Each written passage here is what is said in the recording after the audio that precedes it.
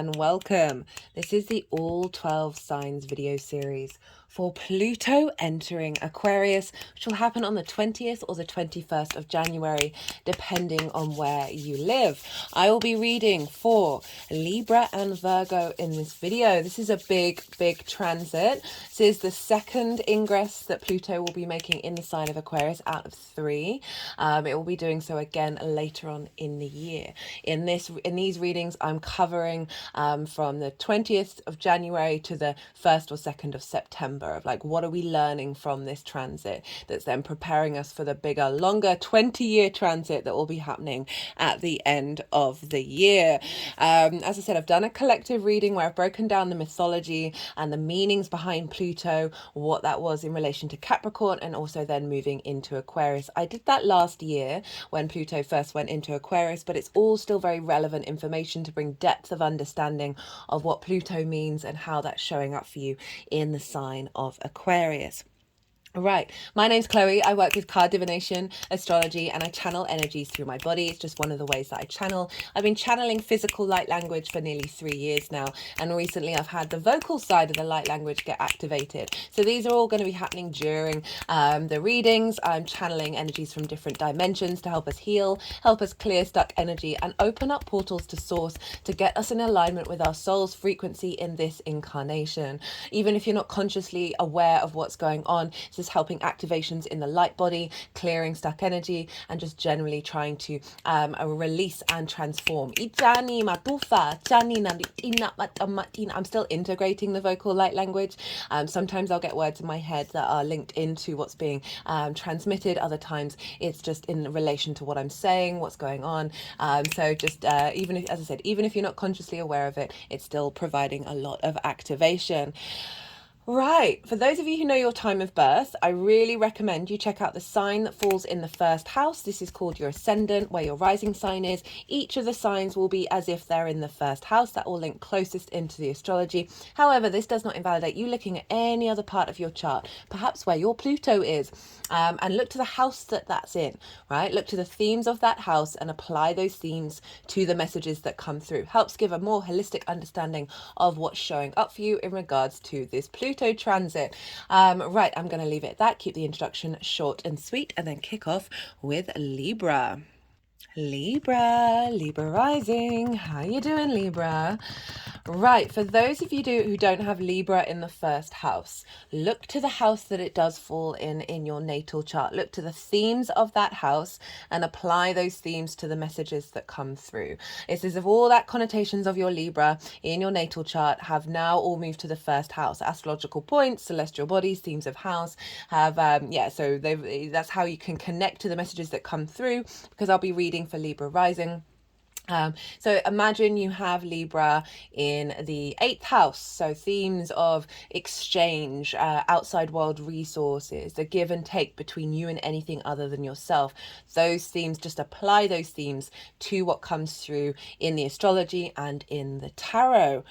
Well, regardless of whether Libra is your rising sign or not, Libra and Aquarius, your fellow air signs, your friends, you've got things in common. You're both yang in nature and you're both the air element, but you're coming at it from different angles.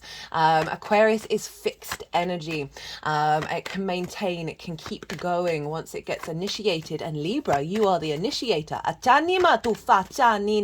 You are the cardinal energy. There's an element of leadership, but certainly you are able to instigate that which others may not be able to do. And a trine is an aspect of Jupiter, which is a benefic. This is an easy, soft flowing energy. Jupiter and the trine want to bring elevation, bringing together of parts in order to expand. Elevation, expansion, a sense of wisdom and faith can come in with a trine, and a real sense of confidence within that, right? Providing opportunities and a sense of generosity and joviality, right? And this is because you've got those two baselines in common, right? So you're able to play around. There's an easy transference of energy. Trine trines, wonderful, harmonious, soft aspects. So you've got Pluto trining your Libra energy for the next 20 years in a positive way. You've just come out of the square with Capricorn. So you've gone through the bit of the ringer, right? Squares are an aspect of Mars, can bring about conflict, drama, frustration, but big manifestation energy. And now you're moving into the trine where you're then adding wisdom onto that. You're bringing a sense of expansion with that manifestation energy of the square. So very harmonious aspect for wherever Libra falls in your chart.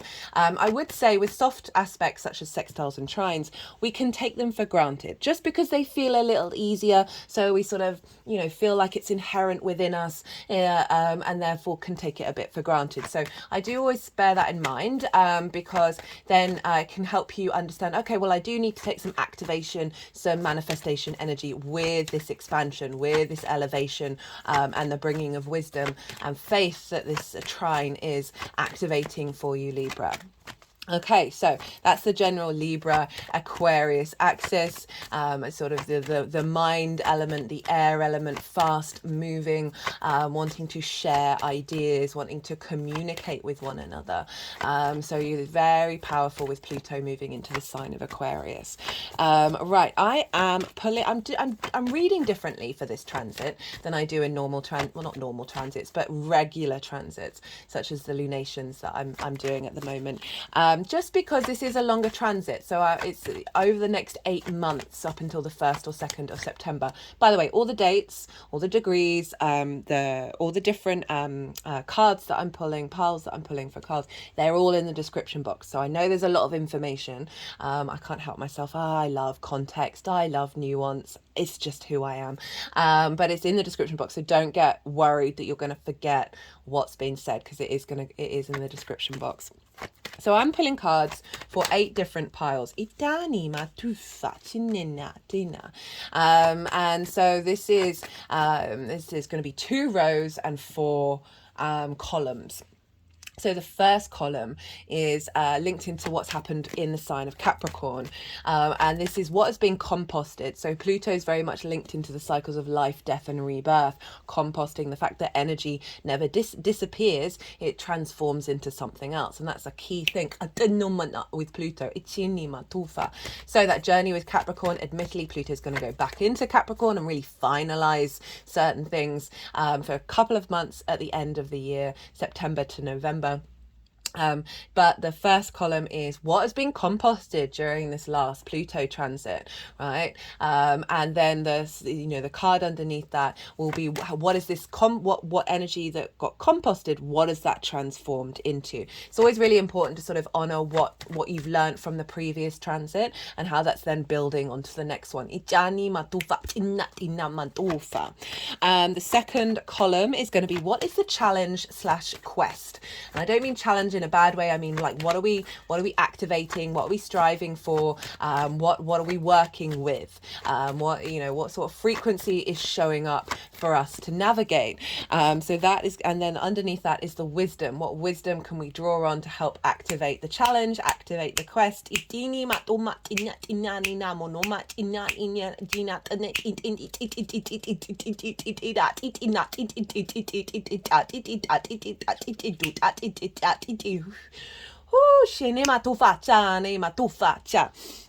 And then the third column is what is the release? What is being composted in this cycle? And then what is the power that's coming with that release? The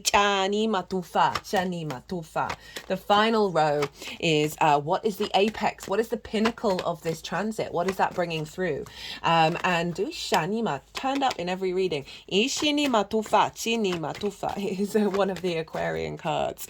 And then the final card is what is the gift that is coming out at the end of this transit, because I really wanted to highlight certain areas, because we can get really bogged down with Pluto transits because it is an incredibly intense energy. There's a lot of power there, and sometimes it can lead to obsession and possession, too much power, too much ego, big fears, big worries, and all of those things. They are part of the Pluto cycle, but there are other things involved.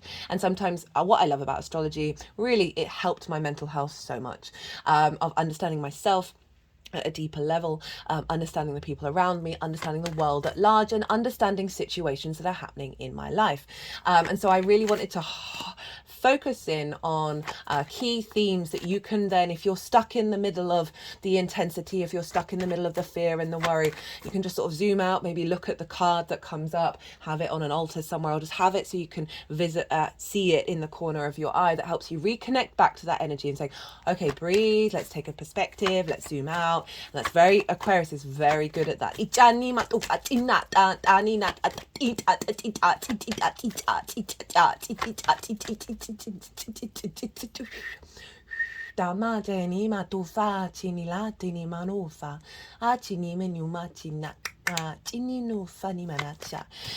So just to help bring a bit of perspective of when something is happening that is sort of, remember when Pluto cycles of life, death and rebirth, of like, in order to get the renewal, things need to be composted energy, and that can be disruptive, because the human species can struggle with change, even though we're constantly in motion and constantly evolving. But you don't want to be stagnant. Aquarius is a fixed sign, can be really stubborn, there can be an element of stagnation. So Pluto is really activating and breaking these things down. But be really mindful if you're resisting something. Really sit in meditation and see why you're resisting. Does it actually serve you? If it does, great. If it doesn't, fantastic. One of the things I've been recommending to everybody. So I, at Christmas, I got a beautiful sacred geometry deck. And I've used it for the first time with these oracle cards. I always like pulling oracle cards before I do a transit. There will be a separate oracle reading when I've finished doing this transit series. And I really wanted to bring in some sacred geometry, because for me, Aquarius and Pluto in Aquarius is helping revolutionize and transform a deeper understanding of the cosmos, right? Of those high vibrational frequencies, vibration in general, sound healing in general. I think is going to come really building up and building up and building up. Being able to tap into higher frequencies with a higher perspective, right? Aquarius is universal truth. It is the mind, it is air, right? So that which travels on the air, collectively as well. And also sacred geometry, right? Those sort of high principle energies that we can work with. So in meditation, you might want to play certain frequencies, sound baths, Tibetan bowls. Oh God, they're beautiful. Binaural beats. And have a focal point. I'll just show you, right? So on one of my decks, this isn't the numerology deck, they're down here. One of the decks I've got, it has the flower of life on the back of it, and that is a very, very powerful totem to tap into while meditating, to help take you step out of the personal intensity. Oh my God, Pluto. To like be, let's zoom out, and then find resources from high frequencies that are going to facilitate this transformation.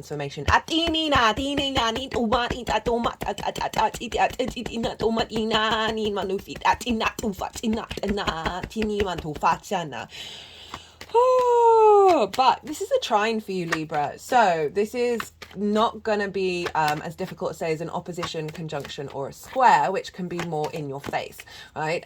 They're more hard aspects. And as I said, you've just gone through that square with Pluto in Capricorn. It's different. This is going to be different, though, because that Pluto in Capricorn for 6 years had Saturn in Capricorn and Aquarius, right? And Saturn can be very stern, and can be very sort of limitations, isolation, separation, disruptions via authority, all those sorts of things. We're dealing with a different vibe here. Even though we are still dealing with Aquarius, Saturn is not in its own sign, so it's being beholden to somebody else, which I will break down that astrology in, I will break down that astrology. Sorry, there's just a lot to say, and my brain is like right,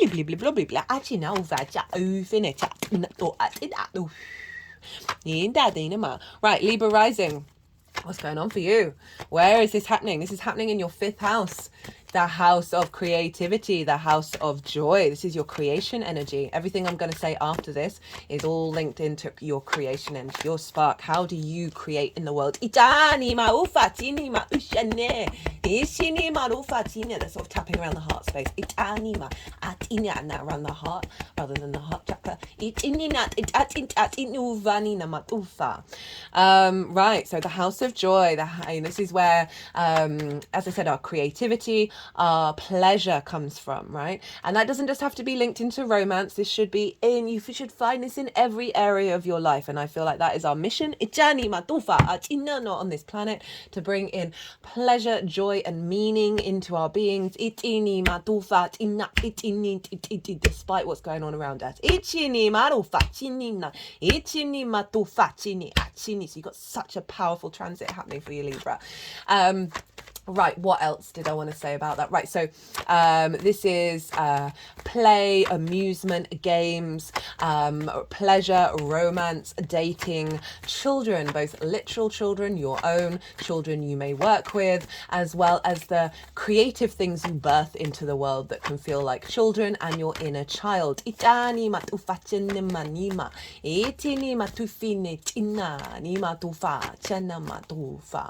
Pluto moving through here is transforming and bringing magnetism and power to your creation energy. You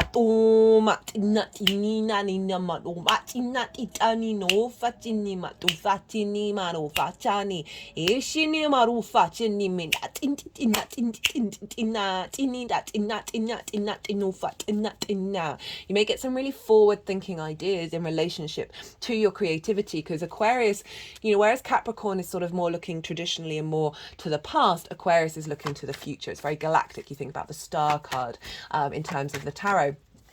Of coming I feel like it's going to be transforming a lot of trauma, a lot of intense ego energy around these things. It's going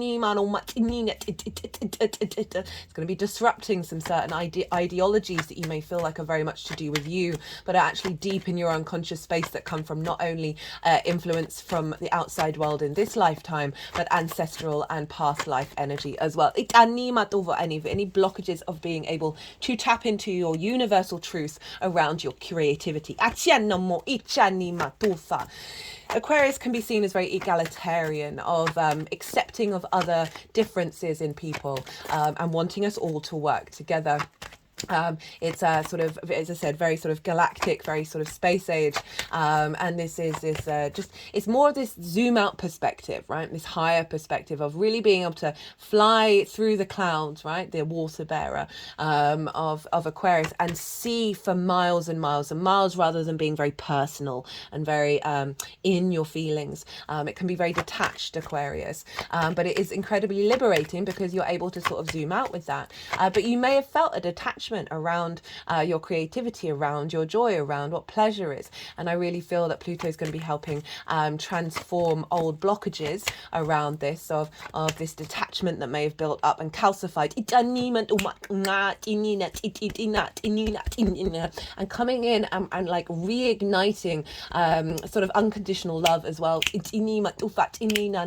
and just higher vibrational frequencies of what you connect to in terms of joy and creativity, right? Healing your inner child, allowing the universal truths, those broader perspectives, to help your inner child understand why the things that have happened, and really allow to create space. If you think about recalibration and tuning, this is a big thing with Pluto in Aquarius, of attuning us to our soul's frequency.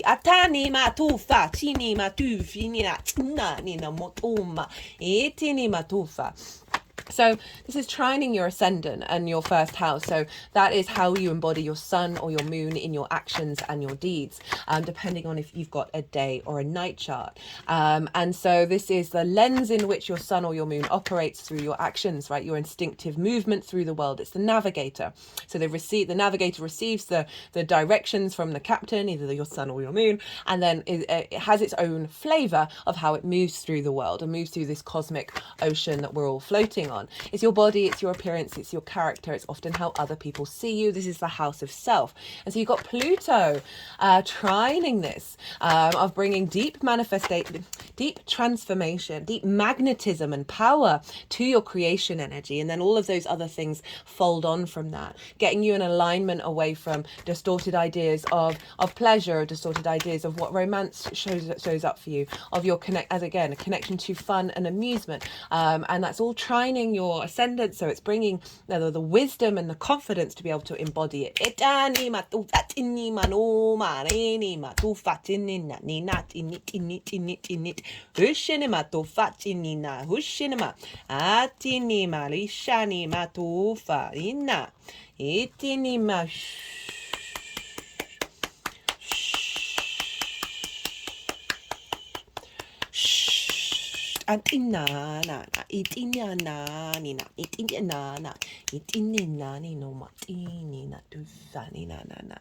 I'm coming into alignment. As I said, this can bring up elements of the taboo, of possession, of obsession. And I say these things, particularly with the fifth house, because I can see that really coming up quite loudly, is these things may float to the surface. And I want you to bear witness to them. Or are you trying to control people in your life? Are you trying to control play, control if you're dating, try and control that energy, that other? Are you trying to control your children? And all of that is to help you sit with it and allow it to move through you, and realize it's not attached to you. There's a level of that detachment that's really great with Aquarius, of saying, hey, no, I can understand why this is coming up, and learning the lessons from it, and really then being able to compost that energy pretty quickly, because your fellow air signs. Right,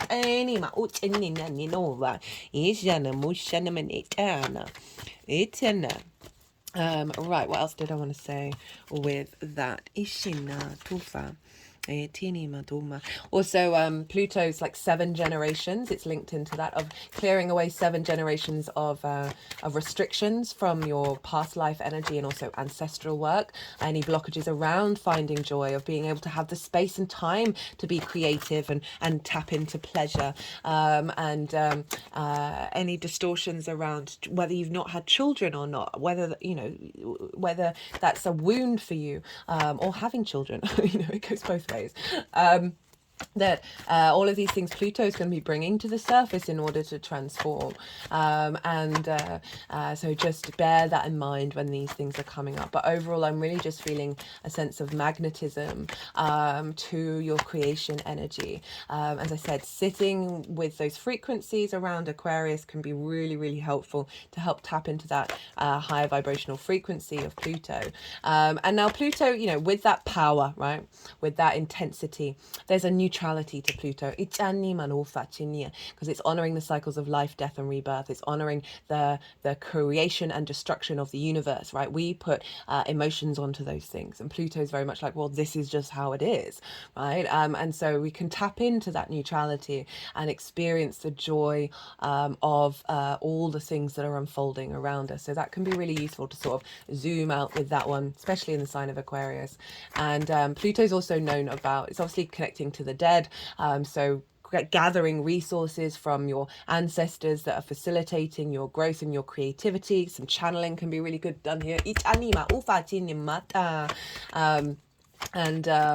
Also, like, just uncovering that which was hidden, and this can be riches, right, from that which was unseen. So uncovering creative pursuits or a creative frequency that was always inside of you, but you may have had soul contracts that have stopped you from being able to access it. Pluto is very much about clearing those. But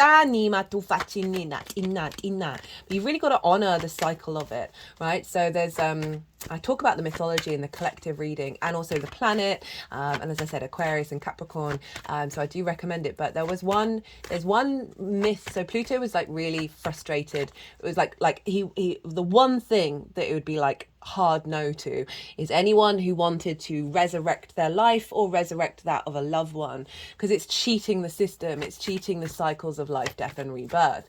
You're wanting to stay fixed in a certain area, and Pluto is very much about those cycles, and as I said, composting, recycling. But the one person that he granted that wish to was this person who played the sweetest music that even the gods adored, and again, frequencies, right? So I really like that this mythology is, can tap into the Aquarian energy of these high vibrational frequencies that will soften anything and bring connection and love and receptivity to anybody, right? I really think sound healing's just going to kick off. I've also noticed I've done some remote healing on people with the vocal light language, and they felt like their energy got cleared. So it's the tone in which we speak our truth, okay? But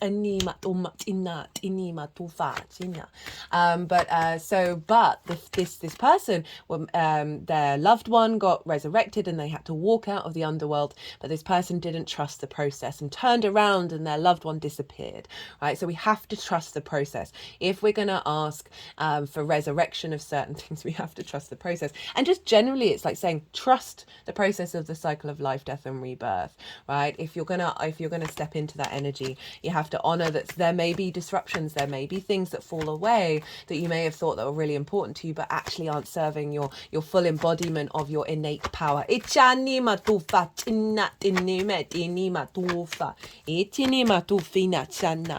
Right, so because we're dealing with Pluto in Aquarius, we want to look to where Saturn is. Saturn traditionally rules Aquarius. And so whatever's going on with the ruler of a sign is impacting the signs that it rules. So wherever Saturn is always influencing Aquarius and Capricorn. And Saturn is currently in Pisces, which for you is in your 6th house of work, health and routines. And so and so this is the adult in the room. This is giving you Saturn likes being in the 6th, because it's able to commit to how you work, right? Embodying your work, how you take care of your physical health, and finding the resilience and the determination to put in those routines. You may find yourself facing limitations around these things and isolation, or co-workers might be, because it is all the house of co-workers, might be exhibiting signs of authority over you that aren't based on reality. And all of these things are to help you understand your own authority, your own resilience, your own commitment, your own integrity. With Saturn, I always say, walk your talk. Operate from a place of integrity. Understand you affect things, right? And being mindful of that. Saturn is about karma and cause and effect. So the more that we're in alignment with that, the less Saturn's coming along and dishing out some tough love. And legacy. Legacy is a key one with Saturn. And so Saturn's really facilitating strengthening your understanding of how you work and finding the commitment to operate from a space of integrity that is serving your legacy, right? It's a difficult house, the 6th house, because this is, they don't traditionally have a direct line of sight to your ascendant, but it's difficult energies, right? How you work, how you look after your physical body, and how you take care of routines. These are all things that we can slack on and we can neglect because we may have faced neglect. And so we find it difficult to be the adult in the room. However, I've seen with Libra risings that that transition of Pluto through Capricorn in the 4th house of where your parental figures are, of clearing around a lot of that energy around neglect and really having you be able to step up for yourself. Having had the power of Pluto move through the 4th house. So Saturn is influencing Pluto. And so this sense of embodiment of your creativity, embodiment of finding joy and pleasure around taking care of your health, taking care of making sure your routines are in alignment, and helping bring a sense of maturity and transformation to how you find joy. You might find yourself leveling up in this area, making sure that you're creating an environment where you can find more joy and find more pleasure because you're doing the things that support you. With Saturn being in the 6th house. Now, Saturn is in Pisces, which is traditionally ruled by Jupiter.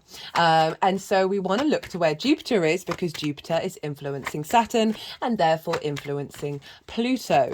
And Jupiter for you is over in your 8th house. This is the house of the outside world's resources. This is big chunks of money, mortgages, loans, taxes, car insurance, as well as inheritance, both 3D and cosmic inheritance. It is the give and take between you and the outside world: time, money, energy, things, ideas, intimacy. It's the give and take between you and anybody other than you. It's how relationship dynamics show up, whether that's with big companies, the outside world, or on a one-to-one basis. I've certainly seen Libra risings finding the will and the space to save up money for a mortgage, right? So Jupiter's been moving through there since May last year. It's going to be there until the end of May this year. And so Jupiter's been retrograde for a little while. It's finally gone direct, so we've got more expansion around here. Jupiter in the 8th, helping bring confidence and wisdom, and bringing together of parts in order to expand, of making sure that your relationship dynamic is in union, right? Is honoring you and the other.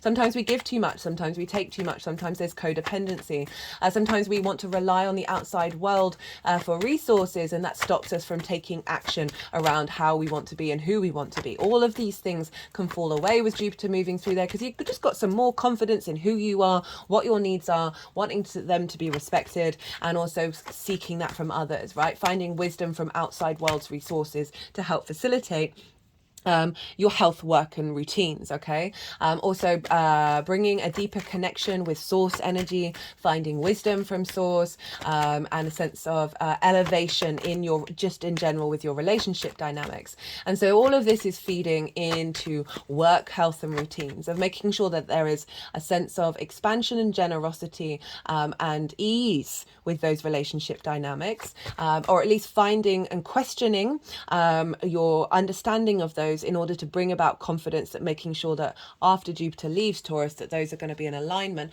with how you work, right? So often we can be in codependent relationships where we sacrifice our health, our routines, and how we work, where they take up a lot of time. This formation is facilitating you activating new levels of you not doing that. It's not about not engaging with others, but doing so in a very healthy way.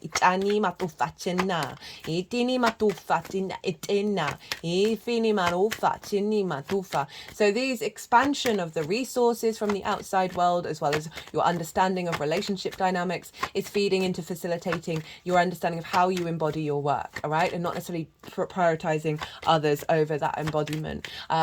Resources around health and routines, and getting more opportunities when it comes to the outside world, that's helping broaden your understanding and deepening your knowledge of how you work. That's then feeding into your creative energy, right? So relationship dynamics in union with this pleasure principle, and then activation and transformation of your creative energy, right?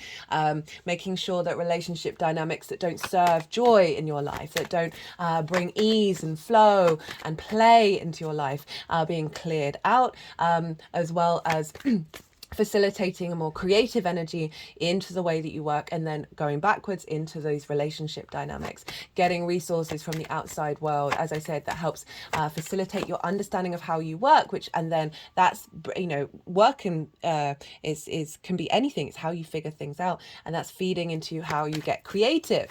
So really a really lovely combination of aspects that's then all feeding into your embodiment of self, Libra, right?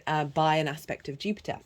Now, up until the end of May this year, Jupiter is being ruled by Venus. So we want to look to where Venus is, because Venus is influencing Jupiter, and then Jupiter's influencing Saturn and influencing Pluto. So if we'd just had Pluto and Saturn, like no one else is getting involved, that could lead to bigger fears, bigger worries, sense of isolation, restrictions, all of those things, authority clamping down on you, which I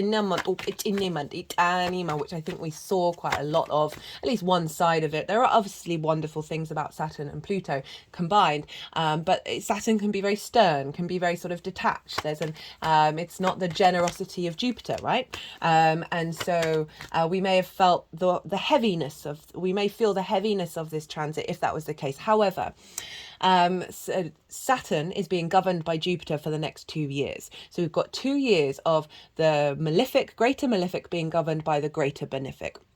And not only that, but until end of May, we've got Venus getting involved as well, and she is also a benefic. So we've got these two benefics playing a strong role in influencing Saturn and Pluto. To give you an example, right, we had the Capricorn new moon recently, and that could have been, I mean, it kind of was on the main stage, but on a personal level, this could have been really quite dramatic, because the Sun and the Moon were conjunct Pluto. Mars was in Capricorn. Mars can be quite disruptive, and it's in a sign ruled by Saturn. So on your basic level of looking at astrology, that's kind of like, oh dear, that doesn't seem very nice.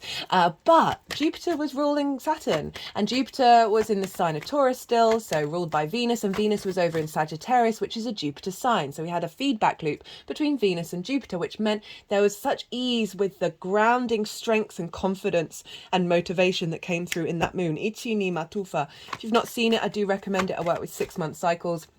It's the first of 4 Capricorn moons that are happening this year. The last one was Pluto, so it's highlighting what we've been working on with Pluto and Capricorn, and then helping bring this into Aquarius. So I just wanted to use that as an example of like, okay, what is she talking about? And then Jupiter's going to move into Gemini. So from the end of May until the beginning of September, certainly in regards to this transit, Jupiter's going to be in Gemini for a year.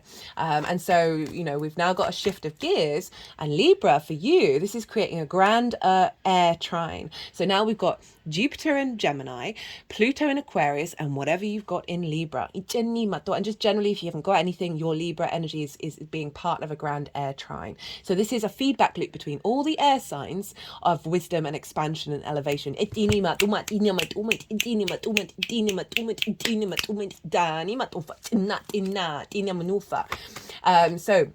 What I love about this is Jupiter being in Gemini.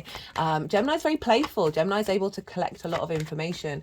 So this is helping us be fluid and mutable. Having had fixed energy of Taurus and Aquarius, we're now getting a more fluid energy with that Jupiter and Pisces energy that's allowing us to flow more easily after the activation of the manifestation with Taurus and Aquarius. The Jupiter is then in your 9th house of your big picture philosophies, how you see yourself in the world, your morals, your ethics, your philosophies, your connection to book, religion, source energy, nature, science, whatever it is that's a matrix that you understand is bigger than you, that you are a part of, and figuring out who are you in relation to it, what is it in relationship to you, what does it all mean, why do we exist, all of those things. It's also about learning as well, and teaching. And so Jupiter moving through there is bringing you confidence of understanding who are you, right? It can bring about difficulties when it goes retrograde because you start questioning things, but that transit overall is providing wisdom and elevation of understanding who you are in this incarnation. And that is feeding into Saturn of how you work, how you embody that, how you embody those perspectives, how that then helps perhaps you be the adult in the room, be the galactic being that helps look after your health and your routines. That's all feeding into your creation energy. And so we're moving from a square, which is bringing about manifestation of relationship dynamics, right, and resources. And now Jupiter is trining your creation energy. And so bringing about a sense of wisdom and elevation in understanding of who you are that will be helping facilitate Pluto truly deeply transform you into that high vibrational frequency. And bring about attunement. Be ruled by Mercury. So up until the end of May, we want to look to the Venus transit. She'll be moving from Sagittarius to Taurus. So those houses will get activated. It's about 4 weeks for a Venus transit. So she's nearly entering Capricorn, and then it'll go up to the end of Taurus, and then she's actually going to enter Gemini just before Jupiter does, which is really interesting. And then we're handing over to Mercury, who obviously moves very quickly along with the Sun, and we're going to have will the Aries retrograde be over by then? I think so. But then, yeah, so then Gemini's involved, and Gemini's quite, then Mercury's involved. Mercury's a neutral planet, right? And so there's an element of fluidity here. And again, play and amusement showing up here with this ability to collect lots of different information to help activate new pathways. Itini matufa, chini matufa. So that's what's sort of showing up for the next 8 months. As I said, this is all in the description box because I know it's a lot of information. Is that everything that I wanted to say? Ishini matufa nat. Itini matushini, itini tu achinini natini, ushini matini tinatina, itini manuma. How many cards we got there?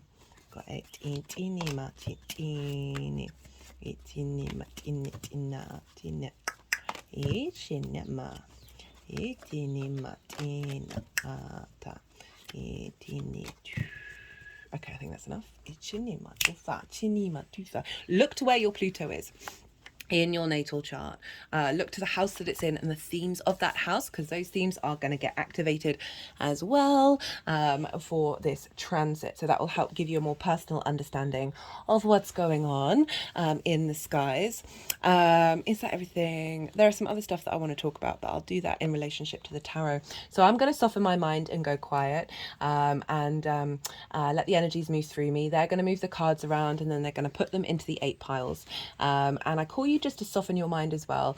See what intuitive hits come up. Don't try and overthink it. See what intuitive hits come up in relation to this transit for you. If you tap into the energy of Pluto in Aquarius, yeah,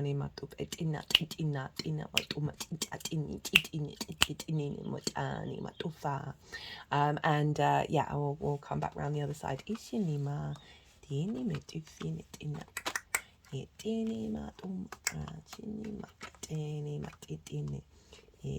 metine, etini matu matini natina, etini minu matini netine, etina, etini ushanama, etani matini matine, etini matu matina, eta. You got 2 9s, 2 3s, 2 4s. Whoa. 3 9s, sorry, my bad. Yeah, 3 9s, 2 4s, 2 3s. Need that. 2 kings. This guy's come out for every reading.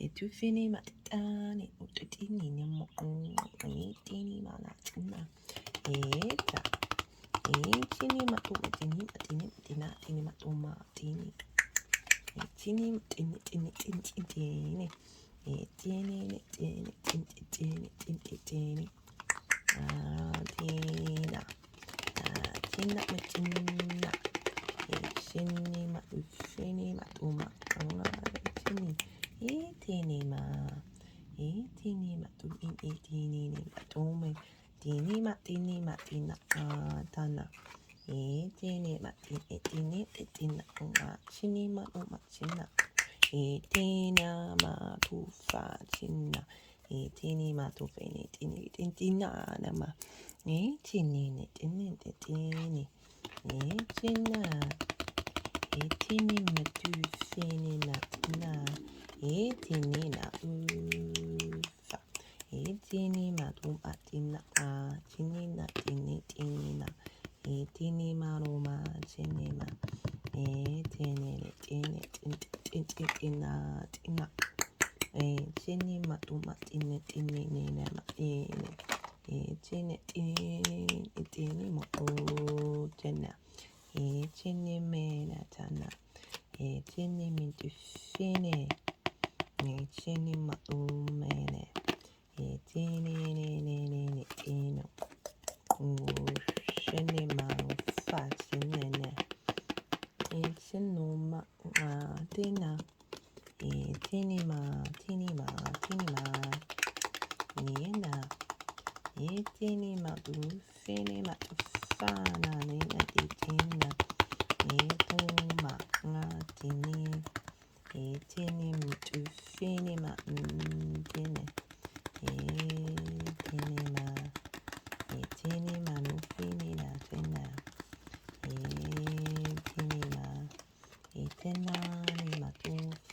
chana.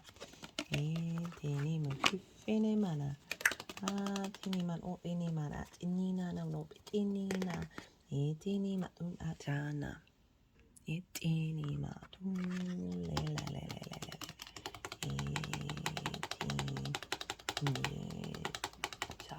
Tini man tufani tini. Tini matuma tina tinina.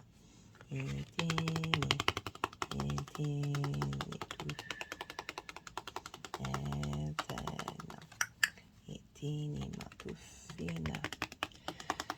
Tufina chana nina no me chinina tini matuma chinima. Tini marufani na tini matuma tina. Chinima. Chinima tufina. Eta. Tini matufina.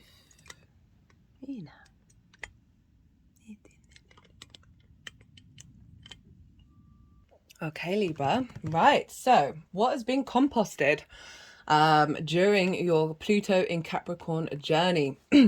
So Capricorn for you is in your roots and your foundations, your ancestors, both blood and soul lineage, as well as parental figures and the roof over your head and what you do in private. We've got the 9 of Swords here and the 5 of Pentacles. These are both sort of difficult, heavy energies, right? I'm not surprised. Remember, Pluto brings these things up in order to transform them. 9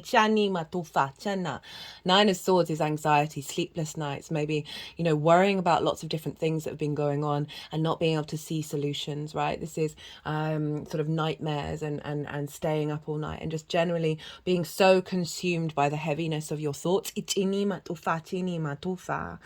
we've got the 5 of Pentacles, which is not feeling supported, feeling left out in the cold, right? So you can still have a roof over your head and feel isolated from the people that you live with or your environment, and just not feeling like you've got the support that you needed during that transit. And that's all come up in order for you to understand your own power, and understand your own needs, and clearing away cycles and patterns from ancestors and perhaps your parental figures that are linked into this energy and breaking out into new cycles. So we've got the 4 of Swords and the King of Pentacles of what has this energy been transformed into.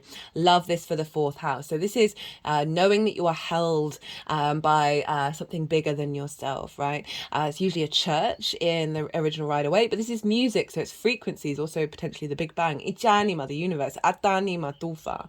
And so there's this ability to be in a state of rest at home, be in a state of meditation, receiving divine wisdom that way, Itanima Tufa, and just generally being at peace, far cry from the 9 of Swords and then the 5 of Pentacles, because this is like knowing that you've got support. Itinima Tufa, Tinima, and the King of Pentacles, right? So this is sort of big abundant energy, big earth energy of authority and sovereignty, that you're able to take action that brings about a sense of abundance to you, rather than feeling like you need that support from elsewhere. You've got everything within you in order to take those actions, and perhaps also getting support as well, right? I really always want to balance that of it's your rediscovery of self, that then helps you not be so sensitive to whether you're getting your needs met externally. We all should be, but we're not necessarily in that current frequency right now. But it's having that strength within and then seeing how that unfolds. And it's usually that's when we're not necessarily like seeking it from the outside world, that we're then bringing in a higher vibrational level of you are complete, you are full, and then that's flows out into the rest of the world, where, you know, there may be energies that have come in that are actually showing you support and bringing you those things that you felt like you haven't had for a long time. Right, so for the challenge and the quest of this transit, so this is from end of January to beginning of September. Got the King of Swords, which, as I've said, has been showing up in every reading. Got the 3 of Cups with the 3 of Pentacles. So I mentioned you've got quite a lot of duplicate numbers, and that tends to happen when there's a rebalancing going on. A union. And we got, so the King of Swords, this is Aquarius energy. So this is a challenge that we're playing with, that we're working towards. And this is being able to connect to your universal truth. And, you know, interesting, you got two kings. So a lot of power coming through, right? A lot of authority and sovereignty coming in. And this figure knows their truth and is able to act on it, right? With clarity, with vision, with divine inspiration.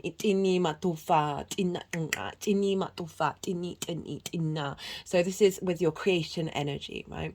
Of seeing things clearly, clearing away the distortions. Atani matufa, activating your power and your magnetism to be able to really tap into that creation energy from a higher dimensional level. And we've got it the Three of Cups and the Three of Pentacles. So this is about play. This is about celebration and fun. This is a very fifth house energy card of being with like-minded people, celebrating each other, feeling celebrated again. You know, if you think about that past transit of that Five of Pentacles and the Nine of Swords, this is a very different energy. This is what's being activated and what we're striving for and working towards, of bringing about a sense of union. We've also got the Three of Pentacles, which is mastery of self, right? This figure knows what they do and they do what they love, and they're not seeking outside approval. They're not seeking the need for resources from the outside world. So if we're tying in the way that you work with Saturn, your embodiment of self, you mastering certain things, as well as Jupiter moving through the eights of relationship dynamics that you have, the give and take between you and the outside world. This figure's not bothered by that, right? This figure's doing what makes them feel good, what brings them creativity and pleasure and joy. And by doing so, they're drawing towards them frequencies that have different things, similar frequencies, but have different skills in order to create something beautiful and long lasting. This could be other people that you're collaborating with on a creative endeavor, as well as different versions of self, different creative outlooks, all working together to bring about a sense of stability and strength. Also tie this in with Jupiter being in the ninth of you understanding your own mastery, you understanding who you are in this world. And it's also very stable energy. I love that we got the play with the Three of Cups though. It's really saying, no, joy is part of this. A sense of flow and ease is a part of this. But also a real strength of longevity. Right, so the wisdom to tap into to get to this point, we've got two major arcana. We've got the Death card and we've got the Judgment card. The Death card is all about releasing things. This is the cycle of life, death, and rebirth, obviously, right? Releasing energies that have had an authority over you that serve you no more, right? The king is no longer with us, right? So that's an element of authority. All things must change. There's an element of protection here in armor and the purity of the white rose, of reconnecting to your pure essence, clearing and composting a lot of difficult energies. And these cards are very big energy. So it's saying, look, there may be things that come up that are like, whoa, that seems really intense. And because these cards are showing up for the wisdom, it's like, remember that, remember the cycle that you're in, right? And know that this is transitory, right? Death turns into something else, and is reborn again. You see here the dead are being risen up, through frequency. This is about ascension, of your creation energy, releasing energy from the dead, Pluto, from your ancestors, to help facilitate your ascension and your resurrection. We are constantly in a feedback loop of supporting the past, opening up the future supporting us, the past is supporting us. We're in this beautiful infinity loop, and we are at the singularity in the middle of it. And so this is saying, look to pause, right? With Judgment, pause before you leap. Acknowledge that there's some big energy going on, and that you're in a state of transformation, and that frequency is raising up. So this is the wisdom to tap into, of realizing this is big, this is a big shift. And if you feel overwhelmed, tap into some frequencies, rebalance yourself. Sit with your ancestors, ask to call on their help. And again, this Judgment is saying things are going to be shifting, right? That there is sort of divine judgment happening. So perhaps difficult situations are being transmuted by the death energy and allowing the inherent nature of your soul to rise to the top. Right, so For what is being released, we've got the Ten of Wands, very karmic energy. This is burden, right? This is hard work isn't a bad thing, but it's the way this figure is. They're hunched over. They can't even see that it's a beautiful day or that they're nearly home. So there's a sense of the weight, of the responsibility, of the heaviness of connecting to pleasure, of connecting to joy, of connecting to your creativity, of just feeling the weight of that and not being able to find those things. So this is being released, this weight, right? And a lightness is coming in. Because we've got the Four of Wands and the Nine of Cups showing up as what is the power, right, that helped with this release. How can we facilitate this release, and what is it also being transformed into? Got the Four of Wands and the Nine of Cups. So again, reiteration of numbers here. And the Four of Wands is celebration, right? Having put in the hard work. This is acknowledging that there's an end to this cycle. And even if you're in the middle of that being released, and some things may come up in order to heighten this, in order to truly transform it, that draw back into the Four of Wands, and what is the power of realizing this too shall end, and the celebration of all your hard work is part of this transition, is part of this journey. This is also honoring the milestones that you've gone through, and realizing that time is linear as well as being cyclical, and that there is release at the end of this heaviness. It's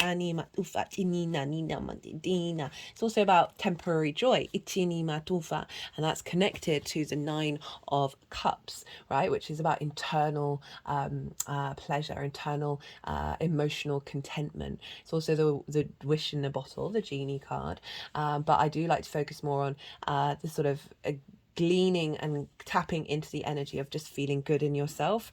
And you can do so by honoring, making many, perhaps making words, celebrating little milestones, or just finding ways to celebrate yourself. With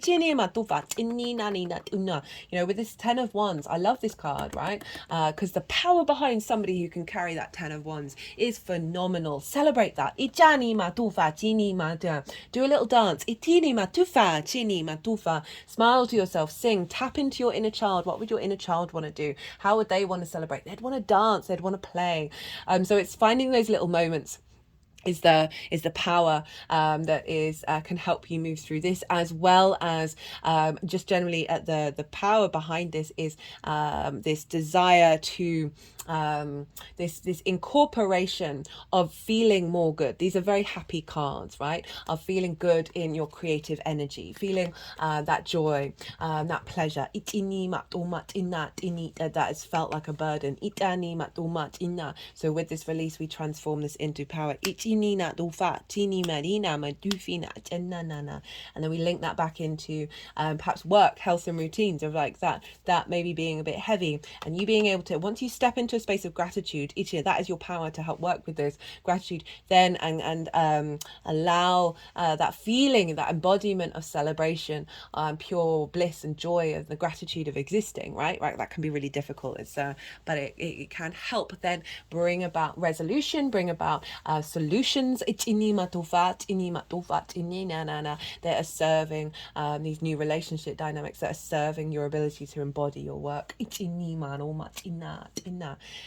The apex, what is the peak? What is the highest point of this transit? What is this bringing? Nine of Pentacles. Really love this card.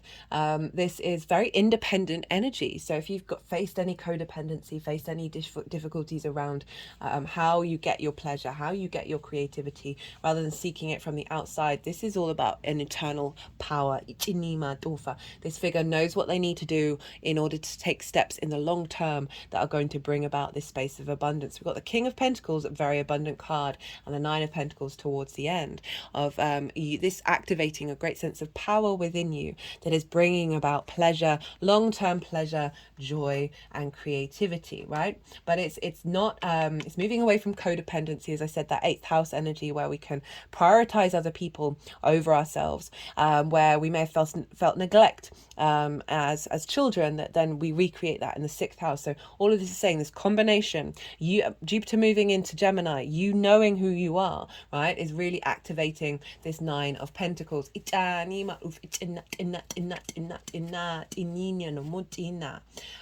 What is the gift? Is the world. This is Saturn's card. This is know thyself and the world will open up to you, right? So this is about really going inward and being like, what brings me joy?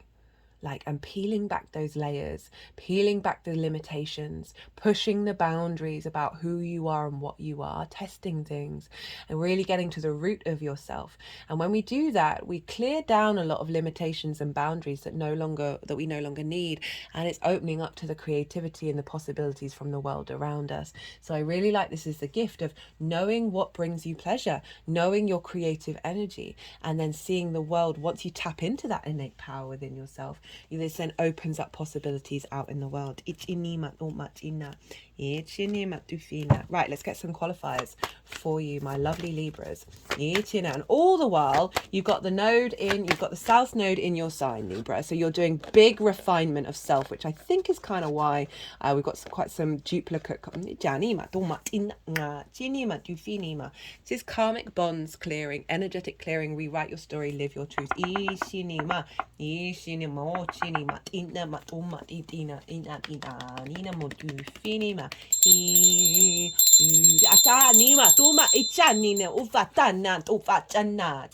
Blockages around limitations from ancestors and things our souls have signed up to. This is definitely breaking down those bonds and transforming them into different energy.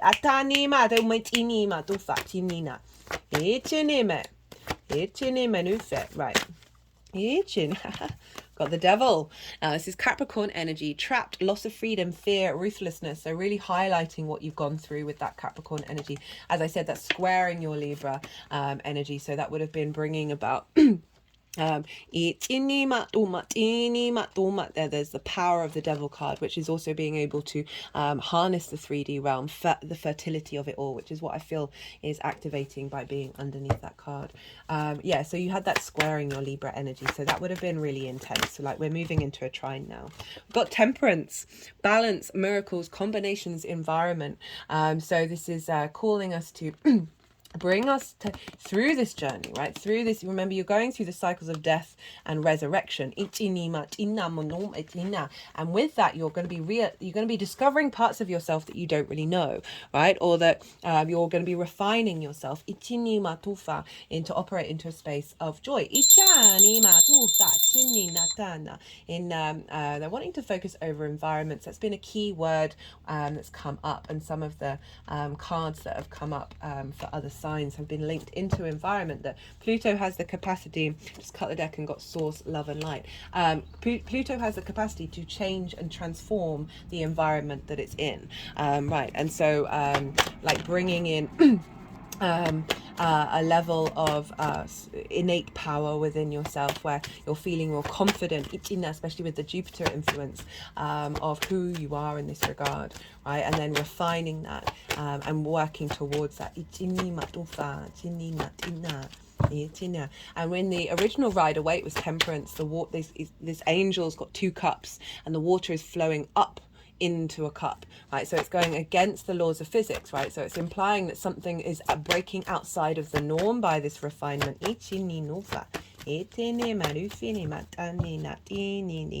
Got domestic harmony. So that's sort of highlighting what's going on with you in regards to that Capricorn area of your chart. Right, let's see what else comes up. I love it when we get sort of reconfirmations of the messages that have come through, because it just helps reinforce and go, oh, okay.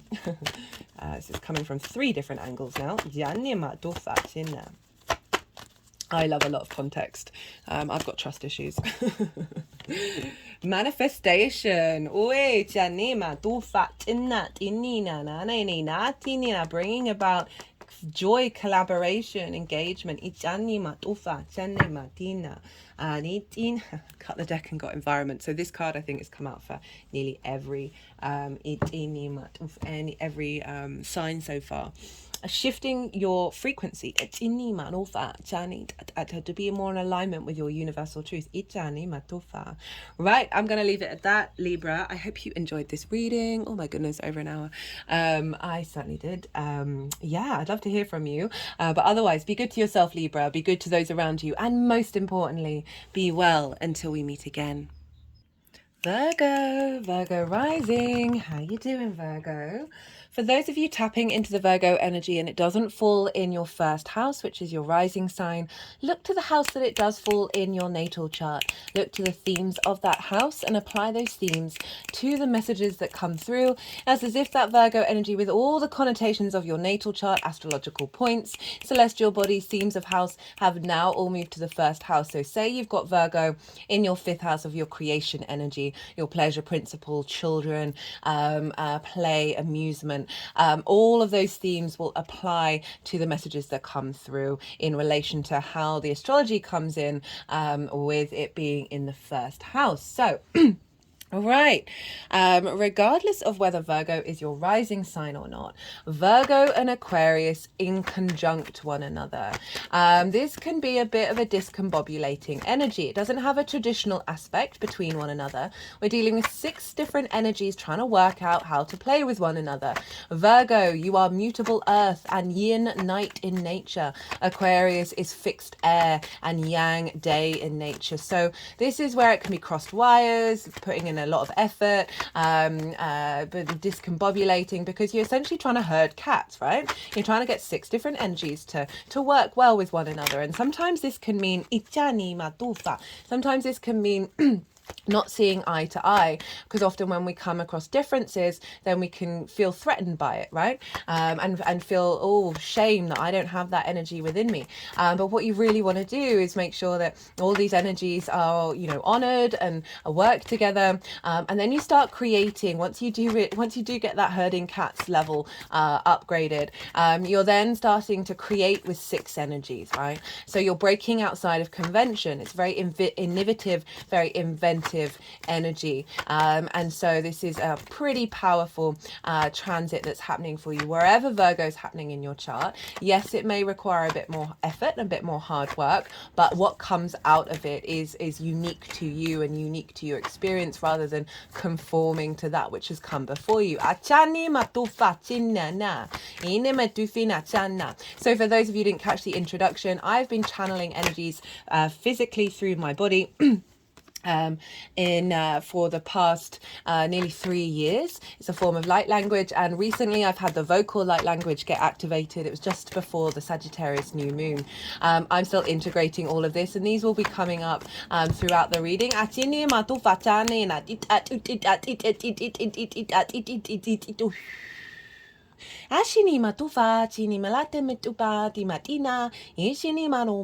So even if you're not consciously aware of what's going on, this is helping activate energy in your light body, helping clear stuck energy within it, in order for you to be more in alignment with this transit.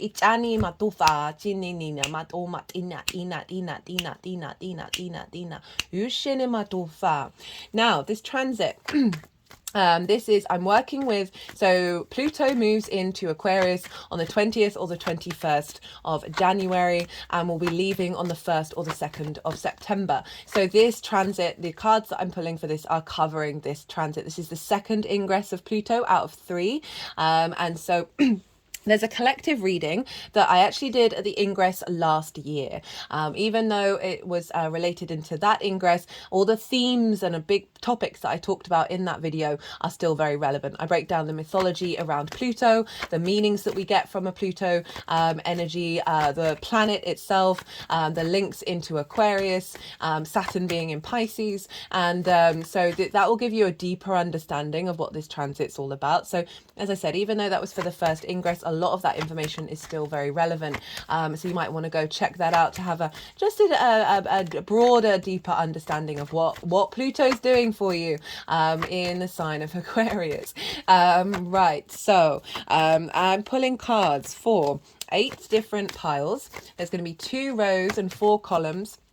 And everything's in the description box, by the way, so I know I'm giving you a lot of information. You're like, oh my god, what, how, what, when, too much. It's all in the description box, so you can go and check that out afterwards and sort of reconnect to it. So for the first column, it's about Capricorn and what you've learned from that Capricorn cycle, what's been composted, what energy was composted and released, and then what was that transformed into. We always want to honor the previous cycles because they are part of a longer journey that we're on. Second column is what is the challenge, what is the quest that we're on with this particular transit, and then what is the wisdom that we can tap into to help activate that. The third column is what are we releasing, and then what is the power that we're connecting to with that release. And the fourth row, the fourth column is what is the apex, what is the pinnacle of this transit, and what is the gift. So I'm breaking away from how I normally read transits just because this is a longer cycle, right? And Pluto can be a little bit unseen as well as very loud and very powerful, right? Element of contradictions. And so I just thought it'd be really helpful to sort of have some cards that if you've got a tarot deck, maybe have out. So any time that you may fall into sort of potentially not knowing or the intensity of a Pluto transit, you can sort of reorientate yourself back to, okay, what am I supposed to, where's that wisdom? How can I reconnect to that wisdom? How can I reconnect to the power? Because Pluto transits can be very intense. It is a very magnifying energy. It's very magnetic. There's a lot of power there. Deep power. It's all about transformation. And so this can bring up a lot of difficult energies, right? It's often linked into the taboo, that which is deep within us that we may be too scared to look at. Pluto tends to come along and bring that up in order for it to be transformed. Also, possession, obsession, ego energy can show up here. And again, I'm just mentioning them just so if they do come up, lots of fear as well of the unknown, obviously linked into death because of Pluto, the ruler of the underworld. These themes can come up that just be mindful of them. I just see I've got people in my life who refuse to listen to astrology, right? But there's a few of them that I've got their birth charts, and I can see Pluto just take them over because they're not aware of it, and they can get really sucked into that energy and not be able to sort of break out of it. Obviously, I try and give words of wisdom that don't sound like astrology, but you still see it, right? Just seen somebody who's got a Pluto opposition their Venus, and that's led to a lot of pain and fear around love and connection coming up. So Pluto is difficult, right? There's no getting around it, but it's also phenomenal, right? It helps us to connect to our magnetism, our true deep power within ourselves. Oh, goodness me, right? Just cut the deck and got that card. This is Aquarius, right? This has been showing up in every reading. Oh, another king. Right, so what else am I saying? Where was I? Yeah, so Pluto, there's an intensity and a power to Pluto, right? But there's also a neutrality underneath it all, because it's honoring the cycles of life, death, and rebirth. It's honoring creation and destruction. And Pluto's very sort of matter of fact of it. These things do happen. We put emotions onto them, and that's sometimes where we can get a bit lost. And what I really love about this is that we can take a step back and we can realize that if we are going to bring in new things, we need to compost and transmute energy. And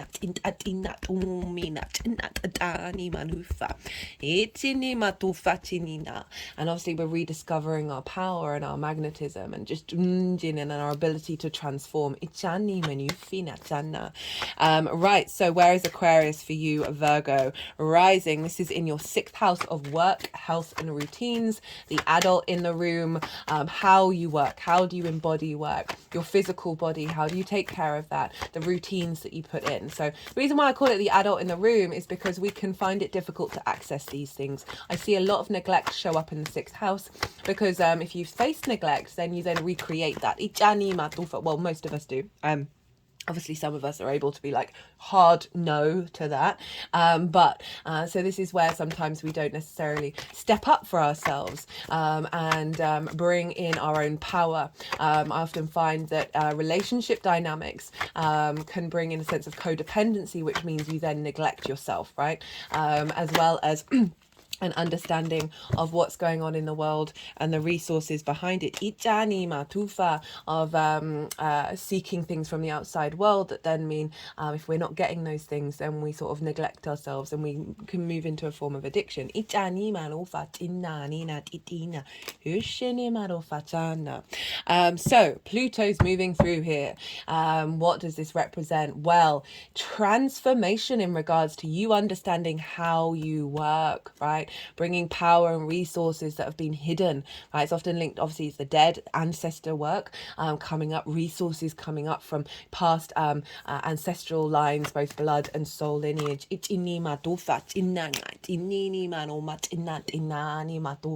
There may be clear, right? Pluto's linked into 7 generations, so clearing away of restrictions around those 7 generations, perhaps around physical health, right?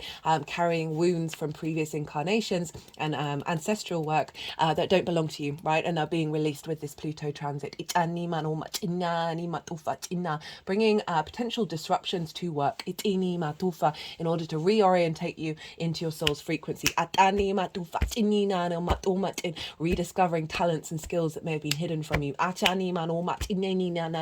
Tapping into health in a way that you may not have done before. Finding the power behind that and the magnetism of being able to understand what routines mean to you, and they mean different things to everybody, right? So making sure that they're in alignment with your inherent power. Pluto in the 6th can mean co-workers or authority figures not valuing what you do.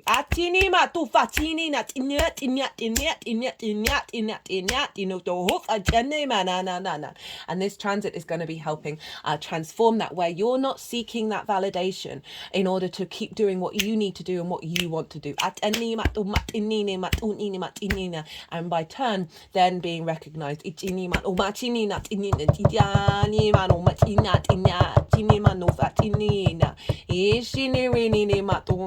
Perhaps unearthing health, the ways in which you tap into health. So I'm going to talk about frequencies and sacred geometry, which I've mentioned for everybody. I talk about it in the collective reading, that this is what Aquarius and Pluto for me is. Yes, AI, blah, blah, blah. All right, well, that's obvious. But also, we're trying to preempt what we're capable of doing with AI. Sound healing, frequencies. Aquarius, collective, universal truths. High vibrational, angelic kingdom vibes, right? Big, drawn out perspective. They can see way more than us, but they're operating from a place of love and inclusivity and unconditional love. So, in order to, I think, help facilitate any intensity around Pluto, meditation with frequencies, high vibrational frequencies, as well as having sacred geometry images with you, right? Plato had Pluto in Aquarius, and he, the Platonic solids, he was breaking down the structures of the universe, and finding innate truth within them. Pluto can help transform those things and elevate them. So for you to work with reconnecting to what Pluto's capable of doing in terms of bringing you power in the most beautiful way, bringing magnetism and confidence, understanding the cycles of the world around you, tapping into frequencies, perhaps doing chanting, itini matufa, to help regulate your physical body. Playing these things in the background while you're doing routines, just to sort of activate these high vibrational frequencies, as well as perhaps using it in meditation to tap into, how can I broaden the way that I work? How can I deepen the way that I work?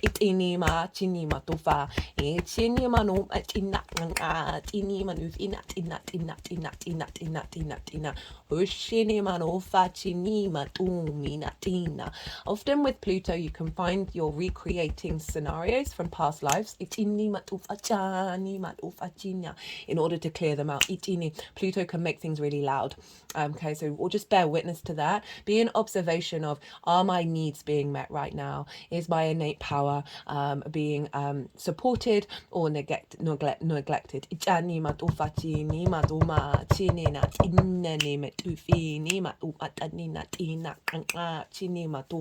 Saturn's kind of laid down the groundwork for us for a lot of this, because Saturn's moved through that sign. So you've worked out a lot of things. You've developed maturity and responsibility in this area of your life, committing to things, and going through restrictions you may have felt, and then coming out the other side being more confident in your own power and your own legacy. And now Pluto is helping transform a lot of that energy and raise that up. Speaking of Saturn, because Saturn rules Aquarius, traditionally, we want to look to where Saturn is, because whatever's going on with the ruler of a sign is impacting the signs that it rules. And so we want to look to where Saturn is, because it's influencing what's going on with Pluto, and Saturn for you is opposite your Virgo energy.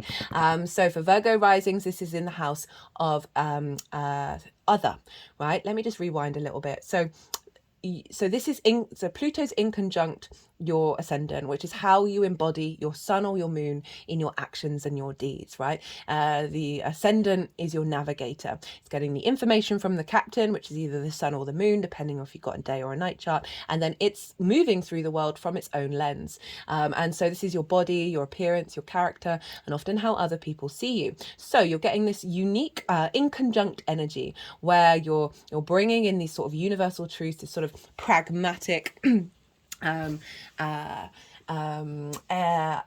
energy, these sort of very sort of utopian, forward-thinking energy into the way that you then embody that in your actions and your deeds. So this may feel a bit discombobulating because the Virgo energy, there's a desire to observe rather than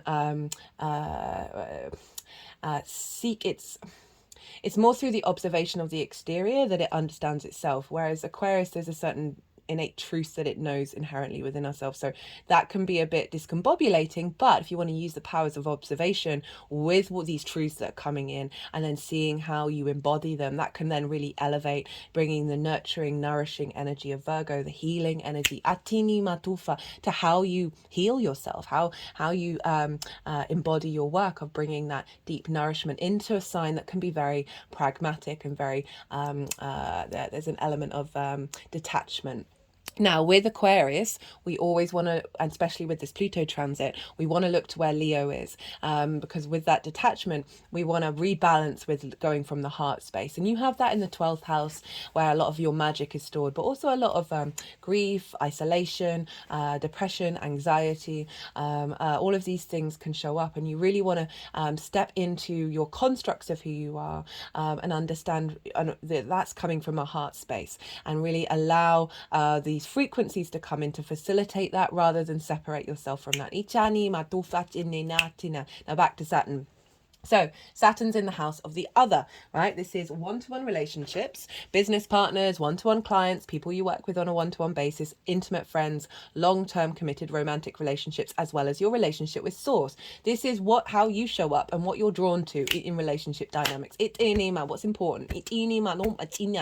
Saturn moving through there is helping bring about a sense of commitment to your understanding of what dynamics, what these relationships mean to you. It can also have brought up limitations, restrictions, frustrations, as well as finding that perhaps the other in your life is showing a bit more authority when it's out of balance. And that's all to help you understand your own authority over in the sign of Virgo. Now, Saturn brings about commitment, due diligence, making sure that you understand the cause and effect of what relationships mean, rather than being blind to it. It's also about your own integrity. I always say with Saturn, work with your own integrity, walk your talk, and then you're not going to get the school of hard knocks quite as bad with Saturn. Right, because Saturn wants you, whereas Pluto wants you to honor the cycles of creation and destruction, Saturn wants you to understand the fundamental principle of cause and effect. And Saturn also brings about this sense of commitment and legacy, right? So throughout that transit, this energy of the seventh house, perhaps meeting somebody, and then you, through creation, learn to discover new levels of your embodiment of work. Perhaps finding a health practitioner to help with your physical body, or being around certain energies that help you put in your routine, right? So I said about the neglect in the sixth house. Often relationship dynamics can mean we prioritize them over those core fundamentals that you really need to work on, right? And so Saturn wants you to be in your own authority and not self-sacrifice when it comes to work, right? Saturn loves work, and making sure that you take care of yourself. But as I said, this can be people that you're working with, a relationship dynamic that comes in that is facilitating these things. Also, a deepening of legacy and commitment around your relationship with Source that will then help embody and help you feel good in this 3D world. That means that you embody work in a way that doesn't feel like burden, and take care of your health and your routines with the co-creation with Source energy. Now, Saturn is in Pisces, which is traditionally ruled by Jupiter. So we want to look to where Jupiter is, because Jupiter will be influencing Saturn, which will then be influencing Pluto. And Jupiter for you is over in your ninth house, right? So this is trining your Virgo energy. A beautiful transit, Jupiter through the ninth. Jupiter represents faith, knowing, a sense of bringing together of things in order to expand. And elevation. Inner confidence within yourself, because there's this deep knowing, right? There's a sense of abundance, a joy, joviality, opportunities and luck. Moving through the ninth, which is how you perceive the world, your perspectives, morals, ethics, philosophies, your understanding of book, religion, connection to source, nature, science, whatever it is that's a matrix that's bigger than you, that you are a part of, that you're questioning and wondering. Where is your faith? What is your belief? What is how do you learn? How do you understand things? Jupiter moving through the ninth, certainly by the end of it, you're probably feeling it now because Jupiter's direct and it's not going to go retrograde again, of feeling more confident in knowing who you are in the world.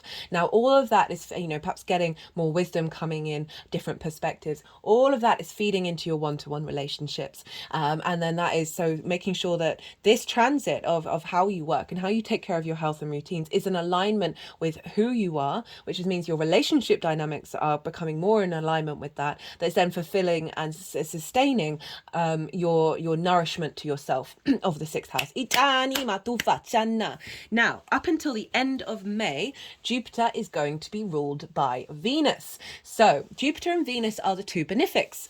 Saturn is a malefic, and Pluto can be a really intense, difficult energy. So what I love about the beginning half of this transit is that Jupiter and Venus are influencing Saturn and Pluto, because otherwise this could be it probably is going to be on the main stage. I'm not paying too much attention, and they do tend to take it to the more negative extremes. But I do know that also collectively we are activating the higher frequencies as well. So Venus, wherever she is, and from now until the end of May, she's going to be moving through Sagittarius, Capricorn, Aquarius, Pisces, Aries, and Taurus. Okay? So those areas of your life are going to get activated, and that's starting at your roots and your foundations. She's going to be moving into Capricorn pretty soon, so into your creative energy. So roots and foundations influence, and then slowly moving through those houses. So that's going to add on and influence the themes of those houses every 4 weeks or so are going to be influencing Jupiter, therefore influencing Saturn, and therefore influencing Pluto. Then following that, at the end of May, Jupiter's moving into Gemini, which will then move from squaring Pluto, right? Even though they're really far away from each other by sign, they're still squaring Taurus to Aquarius. So that's activating manifestation. Jupiter's then moving into a trine with Pluto in the sign of Gemini, which for you is in your 10th house of your life purpose, your career, your reputation, how the big outside world sees you. So we've got this lovely tie-in towards the end of this transit of Jupiter activating a sense of expansion in your career, in your life purpose, how you're seen, finding more faith and understanding in what your life purpose is. And that's feeding into the way that you work, right? So making sure that there's some inspiration, some cohesion between the transformation that's going on with Pluto that is then facilitating where you're headed, how you're seen. And then Jupiter's going to be ruled by Mercury. So we're going to get a quick flip around of Mercury moving through the signs that is then going to be influencing what's going on with Pluto. So our ability to collect information after this manifestation energy, collect information that is then going to be providing support to these new higher frequencies that are coming in. Being able to see the messages. Now, look to where your Pluto is in your natal chart. That is going to, and the house that it's in and the themes of that house, because those themes are going to crop up with Pluto, right? So your Pluto is getting activated with every transit. So that will add on a more personal understanding of what this is all about for you. Admittedly, for the next 20 years, guys. It's just wild. So yeah, look to that. And is there anything else that I want to say? No, I think that's kind of everything. Been going at the speed of light. And so I'm going to go consciously quiet now, let the energies move through me, and they're going to move the cards around and put them into the 8 piles, and then I'm going to bring the tarot into the astrology. I call you to soften your mind, right? You've just had loads of things thrown at you. As I said, it's in the description box. Let that all settle and then see what intuitive hits come up.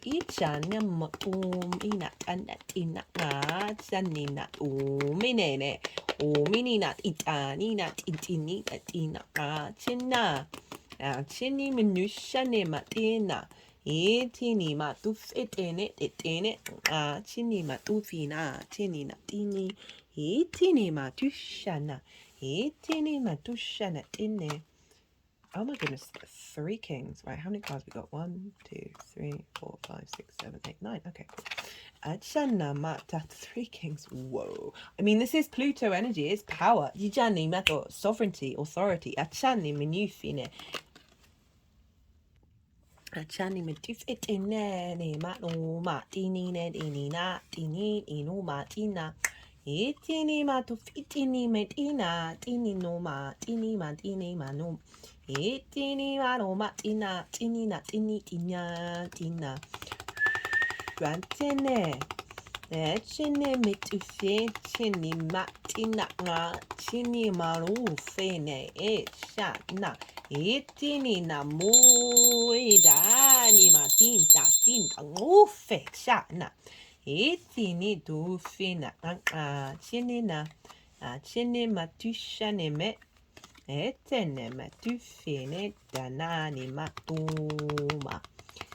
Tini matufitina inina ina chinene atuni manufatana ishini tushana ishini matufitine itini matini matumatanina itini metene ishini matufa chanina matu itini fa.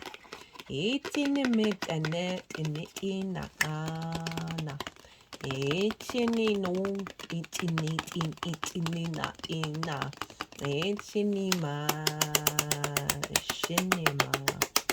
Ishu shinima tine tina. Itini ma tina shine. Itini matina shini tini mati.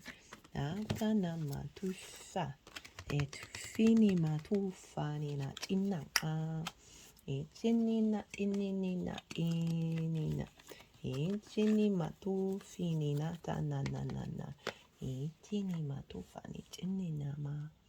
Ita. Ita lele matusa. I just wanted another card, obviously. Ishinima. Ita. Itinima. Itini mitu. Tushana tata. Tushana tinina tina.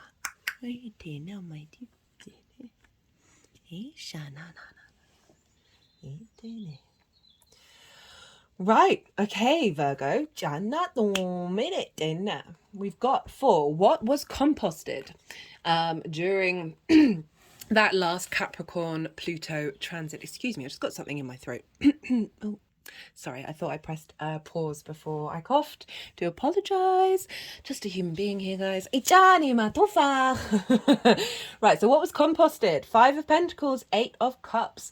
So 5 of Pentacles is feeling left out in the cold. Where was Pluto in Capricorn? Well, that is your 5th house for your creation energy, your pleasure principle, right? Your amusement, fun, games, children, both literal and figurative, right? Creative pursuits you birth into the world, your inner child, as well as actual children that you interact with. Romance and dating. Now we've got the 5 of Pentacles, and this can feel like you've not had the access to the resources that you've needed, right? Being left out in the cold, there's a sense of scarcity, a sense of lack, certainly a far cry from the house of joy. We can face a lot of trauma in the 5th house, right? Linked into where our creative energy got dampened upon, where our pleasure got cut short, or our ability to find joy. Not surprising that the 5 of Pentacles has shown up of feeling very run down, feeling separated from those things. But this is what's being composted, and it's come with the 8 of Cups, which is about leaving behind comfortable habits. And these can be habits of neglect, of all of this that feel very natural to you because you may have experienced that early on in life, or it's come from ancestral or past life energy. And this is about going, taking the effort to walk away from difficult habits that are ingrained within you, right? Pluto brings up the id energy, right? That which is deep in your unconscious, that you think you're making conscious decisions and you're not. They're coming from the root of who you are.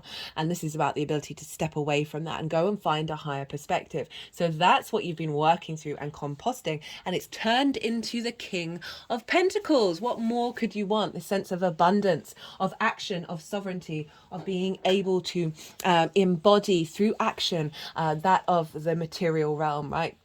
Capricorn energy, earth energy, utilizing the resources around you and taking action upon them rather than feeling like you don't have any resources. So as I said, Pluto can bring up these things that are difficult in order to transmute that energy into power. Now we've got another king. What is the challenge? What is the quest that we're on? What is the grail that we're walking towards? We've got the King of Swords. This is the Aquarian energy. It's shown up, I think, in every reading, and it's been here a fair amount, or here. Where it's like the sovereignty, the authentic nature of your understanding of truth and your ability to act upon it. This is what we're working towards, right? Aquarius, a collective universal truths, frequencies, high frequency. This figure is very confident, very independent of speaking their truth. So this is work, health and routines, seeing things clearly, cutting through the delusion, cutting through the preconceptions that you may have around these things, the blocks, cutting through those ancestral limitations. My whole body's shaking. And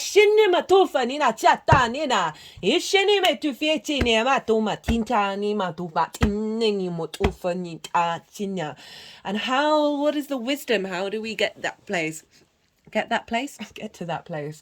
We've got the Knight of Cups, which I love because you've also got the King of Cups. So there's a nice correlation of sort of, even though Leo isn't water sign, right? It rules the heart, okay? And so that is such a strong emotion for us to connect into. The Knight of Cups is the romantic, right? Of moving through your day to day, embodying the cup energy, right? Of being in flow. There's a sense of ease here, of your intuition really playing a very strong role about figuring out what feels right in you, right? Tap into your body about what is true for you, right? Rather than be conforming to society. Aquarius isn't all about, is so far from conformity, and moving with a bit of grace.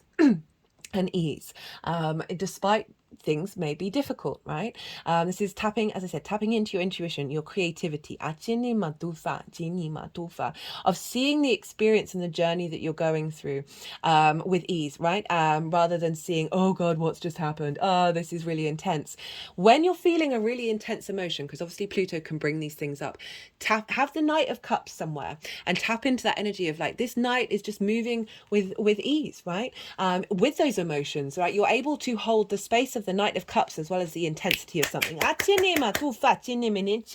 overall embody in an embodiment of emotional balance. Okay, right? So it's the adult in the room, the sixth house. Of bringing in a sense of finding the joy in doing those things that are a bit difficult as well. Also, if we want to link in the seventh house of your one-to-one relationships, of like, how do we get to speaking the truth while operating from a place of love? Ichini matofa, even if what we're saying, someone might not really want to hear. Okay, I always say be mindful with that, right? As I feel like we're moving towards a space where we're collectively opening up to being able to hear what other people have to say without getting triggered. But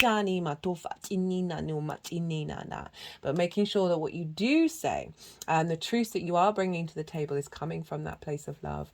This can also be through those relationship dynamics where there may be a little bit of sternness and a bit of frustration there, of really tapping back into, this is just a cycle. How do you want to be? Do you want to be affected by those relationships? Do you want them to diminish this connection? And perhaps if relationships show up where you're not feeling this, where you're not able to connect to that, you're like, oh, that's not meant for me. And go do and be you. Right, we've also got Jupiter over in Taurus, of you understanding who you are, operating from Venus rules Taurus. She wants you to feel good. She wants you to move with grace and ease. She wants you to enjoy the 3D world. The Knight of Cups is helping you tap into that, and helping you tap into that Jupiter energy in Taurus of saying, okay, right, let's just feel good about this, rather than leaning into a heaviness and a scarcity. It's right, all right, this is what it is. You don't have to stick with it. Aquarian energy is fixed. Right, so this is helping us break out very fixed structures. I think it's going to revolutionize the scientific method and process, and the scientific community inability to observe that there are some strange things going on, right? And be more open. They're going to be more open to this because it's just going to be smacking them in the face. Anyway, right, what is being released? Nine of Swords and the Tower card. The Nine of Swords is anxiety, is if you think about work, health and routine, of like a build up of all these different things, and you're stuck in this space of ruminating of these ideas, you're not being able to sleep, you're in sort of cortisol and adrenaline mode, it's exhausting your body, you're not being able to think of creative ways outside of this, sapped in a loop of vibrational frequencies that are keeping you boxed in. Fear over whether people receive the work that you do in the way that you would like them to. Fear over, oh, am I not putting in those routines? Am I not doing it? Am I not taking care of my health? And then just getting stuck in that energy rather than being like, right, let's just get out of bed and go and do the thing. Just go do the thing. Is also, again, worries about collaboration, because we do have Saturn in the 7th house, right, of worries about collaboration and how that's going to affect you. Sometimes we can be hermit, right? If the Hermit card for Virgo can be very independent, right? Can be very insular, and the introvert. Ichani matufa. So with this activation of the 9th, 10th and the 7th, I feel like there's clearing away of clutter over fear of collaboration. Ichani matufa, because it doesn't have to be everything. Ichani matufa. It can just be something in that moment that creates a new pathway.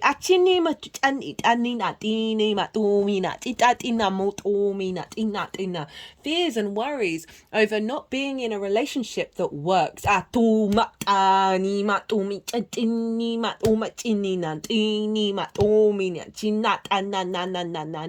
being in discord. With the Tower is helping release and pull down these structures that no longer serve you. It's pulling down things from the top, and the foundations are still strong, right? These mermaids are going to the root of the foundations, right? They are, it's very funny, this is the ocean card, and this card's come out a lot as well because Saturn is in Pisces, which is the ocean, of going down into the bottom, of unearthing resources in your unconscious mind, in order to then build a bigger tower, or not a bigger tower, but a tower that's more in alignment with your soul's natural frequency, right? So pulling down structures that have stopped you from being able to do, right? The sixth house is very much a doing house. This person is doing something, but they are not moving. They are stagnant. They are stuck. What is the power? Judgment. This is resurrection. This is so apt for Pluto in Aquarius, because you see this trumpet is playing frequencies that's raising the dead, right? Aquarius frequencies, the dead. Pluto, of the power that's happening behind us, is clearing out these swords that are taking up your mind space, right? Even if you're not consciously aware of it so strongly, it's likely that these things are going to crop up in order to release the resources that are within you. This is about ascension. This is about finding good judgment. This is about a big shift happening. This is the power that's the tower is creating. Again,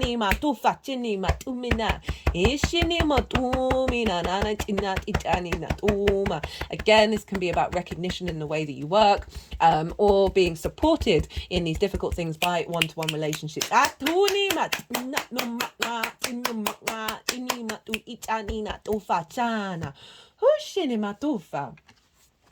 What is the apex? What is the pinnacle of this cycle? Love this for work, health, and routines, right? So this is the Nine of Pentacles, and she is an independent energy. She's not codependent in any way, and I brought that up because I do feel like that's relevant. And because I see it in the sixth house of people in relationship dynamics, whether that's friends, business partners, romantic relationships, an imbalance with source energy, then they neglect themselves. Their sense of self in the material realm falls away, because you're prioritizing externally rather than internally. This card is not about that. This energy is independent and is confident, making decisions that serve them long term for abundance. We've got two abundance cards here, King of Pentacles and the Nine of Pentacles, right?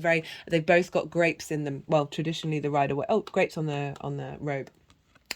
Which represent abundance, which represent time as well, of bringing depth and beauty to your life, right? So this is the apex, this is the pinnacle of what's coming through, of you being able to make the decisions that serve you and your legacy in the long term, that power that's coming up, that magnetism of seeing clearly to make the decisions that you need to make in order to really embody your work from a high vibrational level. Take care of your body, right? We're pushing back the ages in which when we get old, we then have to sort of shut ourselves away. No, we're not doing that anymore. As well as the routines are saying, okay, what routine and how that routine works, right? It's going to be very unique and very independent to you because of the Aquarian energy, right? That's going to facilitate you of being confident, being able to make those steps. What is the gift? And King of Cups, so we've got the Knight of Cups, Knight of Cups of your embodiment of how to get to this place, and then the King of Cups is the gift at the end. Three Kings, Virgo. What's going on with you? So this is, again, authority and sovereignty to act with emotional control and creativity, with your intuition, that is then facilitating the way that you work. So bringing more flow into the way that you work. And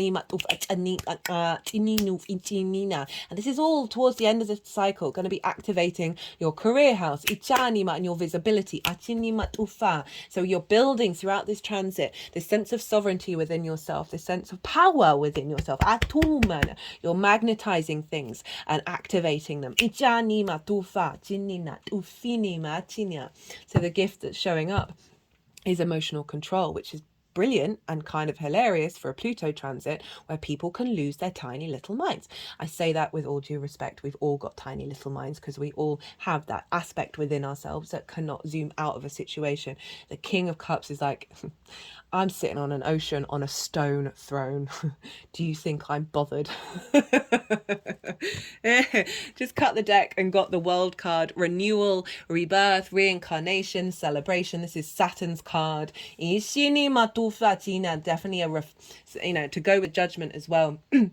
is really sort of harnessing the world. Once you know yourself, the world opens up to you. The confidence you have within yourself to be able to, through that strength of character of the sixth house that Pluto's building, of really being able to not be affected and not have those areas of your life be affected. Where you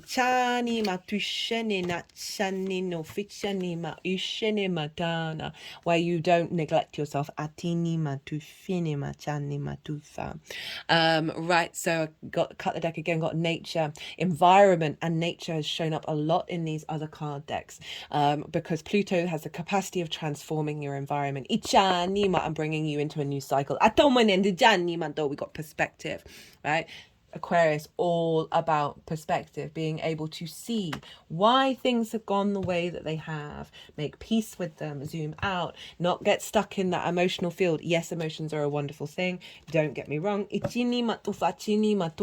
but we can hold space for the bigness of them while still holding calm and serenity and peace within ourselves. Got manifestation.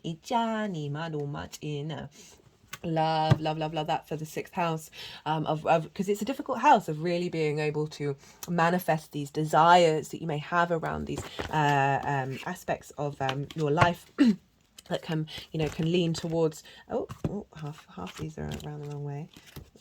Where are we? What are we doing? And then be able to activate them and bring them into the 3D realm. Let's get final card.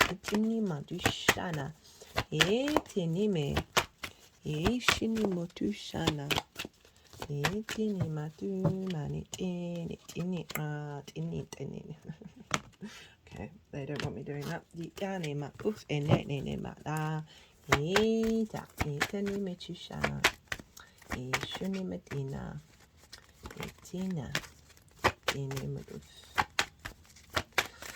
Yes, Pluto's going to be moving into Aquarius with the sun. So we're going to have a big visual intensity, right?